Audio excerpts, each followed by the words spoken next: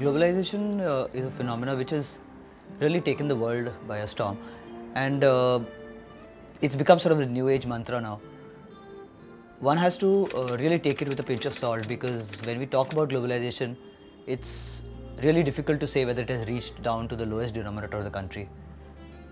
There are some pockets, especially the metros, which get a huge amount of impact from especially the advantages of globalization. The downside is that the changes that are happening on the global front don't really trickle down to the poor people, to the rural masses that are there.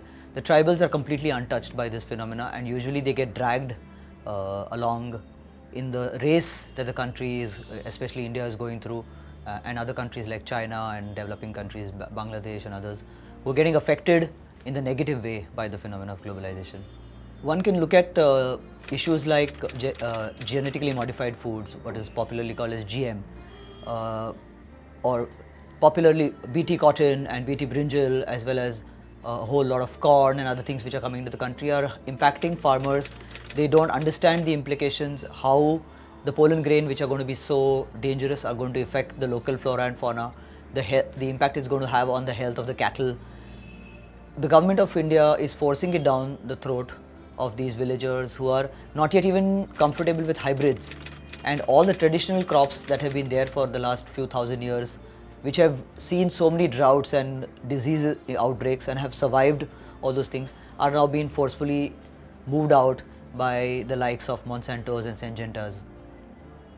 On a very local level, let's say we take the case of Mumbai, the number of skywalks and the number of ceilings that have been created just with no concern of how it's going to impact the sea, the fishing communities that are there, or even changes that are being made in the land use pattern that are there. The entire expressway network that is coming into our country, even a very, very good example to take would be something like the interlinking of rivers project, where we are trying to bring in the waters from North India down into the South Indian regions. Every region has its own socio-climatic conditions. Let's say you bring the Ganga down to Madhya Pradesh, or you take it down up till, let's say, Gujarat or Rajasthan. What happens to the cultural values that people have placed, let's say, to places like Banaras or places like Rishikesh? They lose their importance. There is a lot of mixing of the pollutants that are there anywhere downstream of the Kanpur region. The temperatures of the water changes. It affects the farmers in that area. There are legal implications, especially when you're talking of linkages between rivers across the country. So a whole change that is brought into the social fiber, the thought process of the people, and they are not geared in. Being an environmentalist, perpetually one tends to sit the fence, and one doesn't know which side of the perspective one should look at. Technology has always been looked down upon by environmentalists, but there are a lot of advantages that technology does bring in. Let's say the paperless offices we are looking at, or the huge amounts of energy saving that one can bring in by using very, very efficient, energy efficient machinery that is there.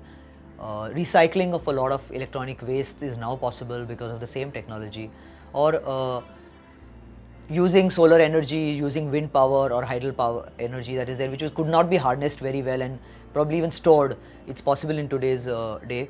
But on the flip side, dangerous energies like nuclear energy are being really pushed hard.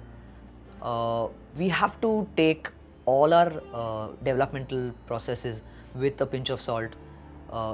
We have to consider, even there could be funny situations in our Indian scenario where we would have to check for a Muhurat whether a satellite has got to be launched into space. So, everything in India is very strongly linked with a lot of religion, with a lot of political thought processes.